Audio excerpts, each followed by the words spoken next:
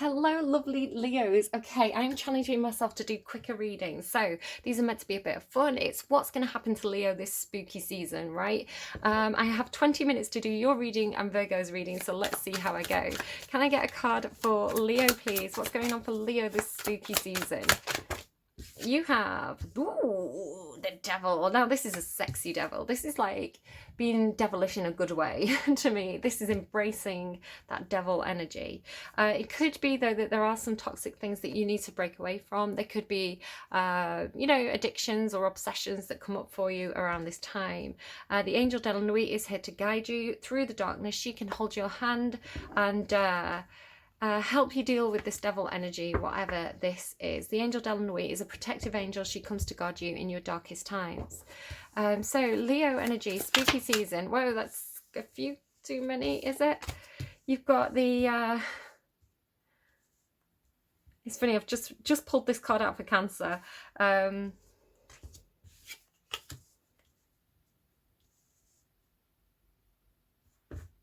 It gives me assessing someone. It's come through for a few times for me. Is this person an angel or a devil? It's maybe you want an angel on the streets and a devil in the sheets, right? Maybe that's what you are. Leo, I don't know. I'm not judging. Devil in the sheets, angel on the streets. There's something about balancing, soul searching here. There is something about balancing both of these energies within. So don't worry about if you're a she, he, they. This is talking about finding the balance between being the good guy and the bad guy, or the good girl and the bad girl, right? A little bit of what's bad for you is good for you, that sort of thing. All work and no play makes Jack a dull boy. So having a little bit of that devil energy in your life, but having it in balance, having it in a way that is not going to become an obsessive or toxic or addictive. How do you do this? Again, with the chessboard, right? Now, the chessboard normally has black pieces and white pieces. I feel like there could be some sort of energy playing off here in your life between devil energy and angel energy. It's like two sides of the chessboard, right? Two queens. Just give me a second, sorry. Yeah, so somebody else had a reading like this where I don't know who you are, right? You could be any of these three characters. I am seeing it as three characters. Or two sides of one coin, right? There was an energy in one of my readings about somebody who was trying to figure out whether somebody was good or bad. It was like trying to see beyond the surface, because everybody wants to present as good, right? Everybody wants to present as like, oh, I'm such a good person, you know? I mean, no, sometimes, some people want to present like this sometimes as well. A lot of the time I think teenagers want to present as being like the rebel and like being hard.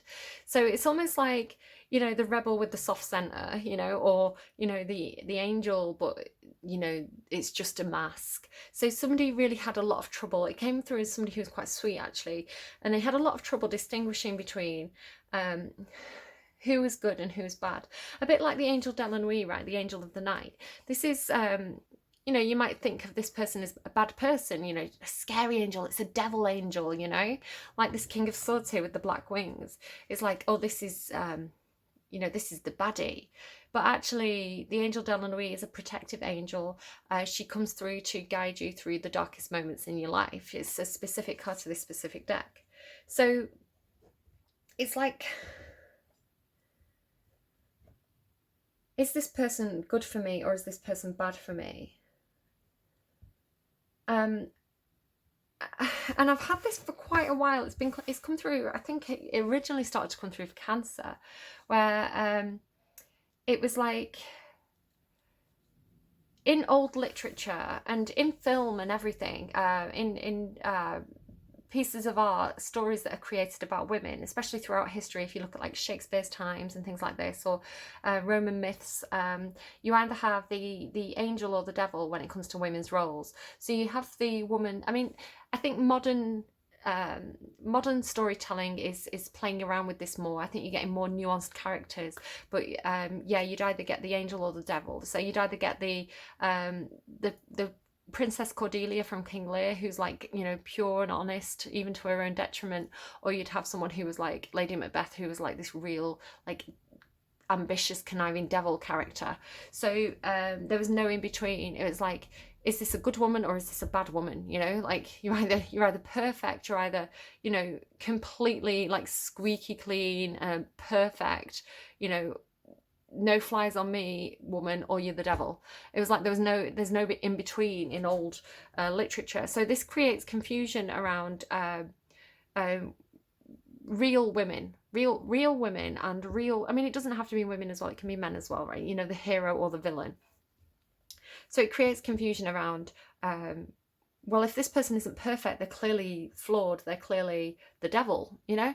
And it's not like that. I think a full person, a real complete human being is a mix of both, a mix of light and shadow. If you think about, you know, the yin yang sign, light and shadow working together, that's what creates the whole, that's what creates something that's real. So I've got this energy again in your reading of trying to figure out perhaps the true motives of people, and understanding that nobody's 100% perfect. Everybody's got a bit of devilish energy to them, and that's a good thing. It means that we're functioning as a healthy, normal human being. Anyone who presents as being like this all the time is hiding something, quite frankly, or denying a part of themselves. So with the Two of Pentacles, it's like balancing the light and the shadow. And then you have this King of Swords here who's analysing, who's figuring something out. So let me read this Devil card and then we'll keep going. So we know what we're dealing with here, right?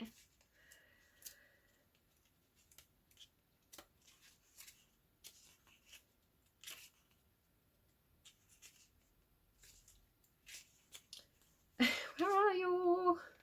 Will you be my slave? Will you be my slave? I live in the hell of night. I am here to dominate you, or so you believe. I represent your hidden impulses, your inner fears, your worst addictions. You're chained at my feet, but you put the chains on. I didn't do much. You gave me the power that I now have over you. You feel like you're hopelessly tied up to me, desperately attracted to my black sensual beauty, and you think I control you. Well, think again. Stop playing the victim. Stop being ruled by restraining attachments. You can free yourself from my bondage, but you have to want it. Only then can you break free from these negative patterns of behaviours of yours. Whatever your obsession is, however deep your addictions are, remember that you can overcome them, so get a move on. Addictions or addictive behaviours, fear, confusion. Time to free oneself from the obsession. So yeah, obsession, addiction, anything that is keeping you chained, but at the end of the day, it's only up to you to break negative cycles. And I think you get this a lot of the time when people have an addiction. They blame it on circumstances. They blame it on the people around them. There's a lot of things to blame addiction on. But at the end of the day, unless somebody's literally forcing a bottle to your lips, or, you know, somebody's... unless you've literally got chains on, you know, unless you're being literally forced to do something, you do have a choice if you're honest with yourself. And if you look at things like, you know, 12-step programs, a lot of the time the basis of these programs is to be honest. That's why people stand up and say, hi, my name is whatever, and I'm a alcoholic, or whatever it is that you know, sex addict, drug addict, whatever it is that is the problem, you know?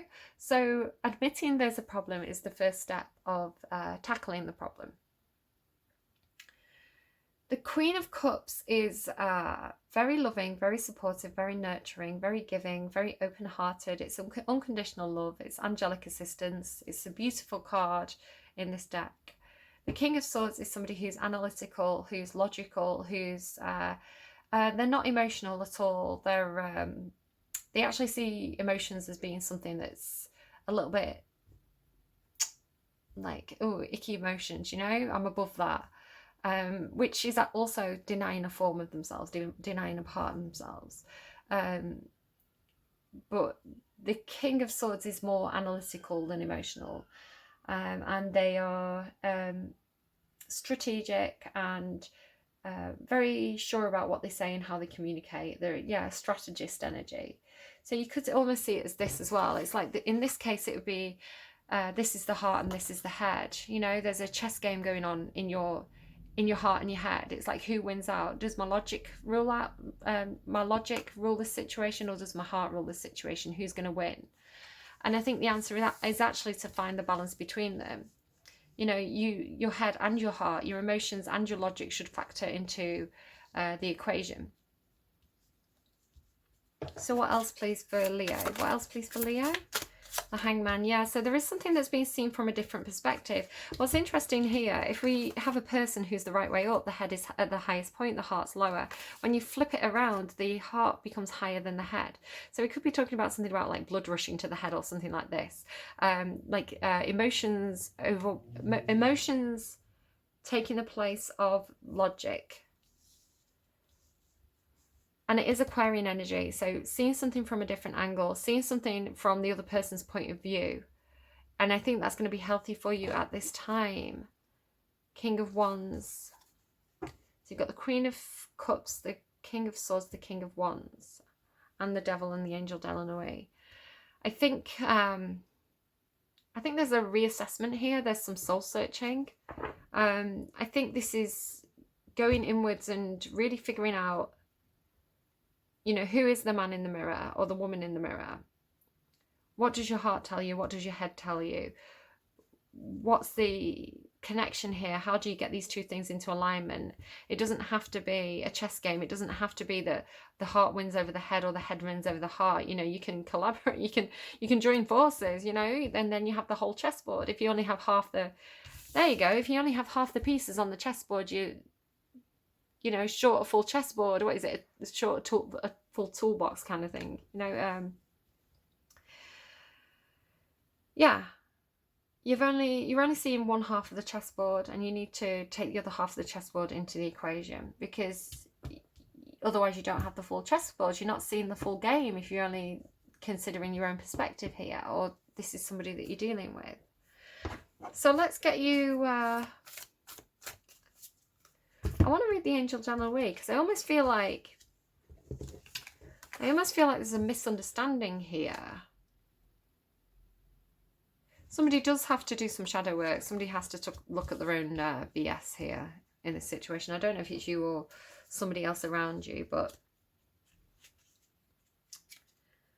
I want to say it's like it's not a devil, it's an angel. Like an angel in disguise. They're giving me, you're the devil in disguise. Oh yes you are, devil in disguise. Right, I'm just trying to find the Angel Delanoë. I'm not sure where she is. Bonus card, L'Angel Delanoë. I am the angel of night. If you've picked me up, then my message to you is that your inner night is soon coming to an end. You may have walked in darkness for some time, but soon, very soon, a new full moon will rise and will show you the way. My phosphorescent butterflies are here to guide you. Believe in luck, believe in me, believe in you. My black soft wings are protecting you from now on. Into your heart I whisper my sweet lullaby. Have no fear, honey. Everything is going to be fine. The night is nothing to be afraid of anymore, and the warm sun that you hold within is ready to shine again. Okay, Leo, a bit of a deep reading, right? Advice please for Leo. Advice please for Leo for spooky season. Advice please for Leo for spooky season. Balance. Talk about balance, right? Two of Pentacles, balance. Balance spirituality and practicality. I mean, again, it's like spirituality is like emotions, right? The heart. Cups energy, emotions, water, and practicality is logic based. So you need to find the balance. There you go. Like confirmation, right? Both, you need to take account of both. Full moon in Pisces. Have you been so head in the clouds that you've lost touch with reality? If so, take this card as a sign that you need to pay attention and make a concerted effort to move towards your goals. The more practical steps you can take, the better. It's time to find an inner balance between your responsibilities and your dreams. Meditate on your question, and the solutions to your issue may now come through very clearly. If you're in a tricky situation because you've been acting like the martyr, hello devil energy, this card will be a message from the cosmos to drop the act for everyone's sake. Meditate every day and see what comes towards you. Answers will come. You're in a super romantic but not super realistic state. Follow your intuition, it won't let you down. At worst, this card can herald the end of a dream. The person you're inquiring about is a soulmate. Avoid substance abuse. Okay, so you can also flip it and reverse it. It did come out reversed. So in that case, I feel like I'm speaking to the person on the opposite side of the table here. So in that case, you're in a super realistic but not a super romantic state, which is also kind of bad because it stops you being able to envision a better life for yourself. You need that Pisces energy. Somebody's not following their intuition in that case. Somebody is being too practical and not paying attention to the dreams. So whichever way you want to take it, take it that way. I feel like there's, and talking about yin yang energy, you have to find the balance. You have to be both.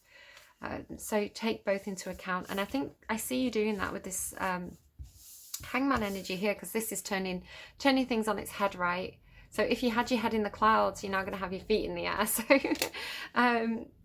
yeah, there's a bit of a topsy-turvy energy coming through, looking at something from a different perspective and taking responsibility as well. The King of Wands takes with the burdens underneath, with the responsibilities. There's a lot of Leo here as well, which, is you. Being a good leader, accepting responsibility for your actions, stepping up and taking responsibility where you need to take responsibility as well. It's like showing up and, not blaming other people. When something goes wrong in the kingdom, a good king takes responsibility. They say, not on my watch. What are we going to do about this? They don't say, oh, that was that other person's fault. I'm a brilliant king. Maybe some of them do, but they're not a very good king if they don't take responsibility for the things that are happening in the kingdom.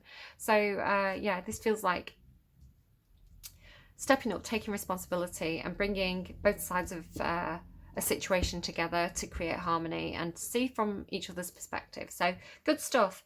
Watch out for that devil energy. Remember, you put the chains on your own feet at the end of the day, unless literally, somebody's physically forcing you in a situation, in which case I think you need to get the police involved. But most of the time we keep ourselves in toxic cycles. And again, this angel Delanoë is here to guide you through the dark times and out into the sunlight and the brightness and the freedom and the expansion and all that good stuff. So you're going in the right direction, Leo. Do take care of yourselves. I hope that was helpful to you, and I'll see you again soon. Bye bye. 20 minutes, look at that. Went a bit over.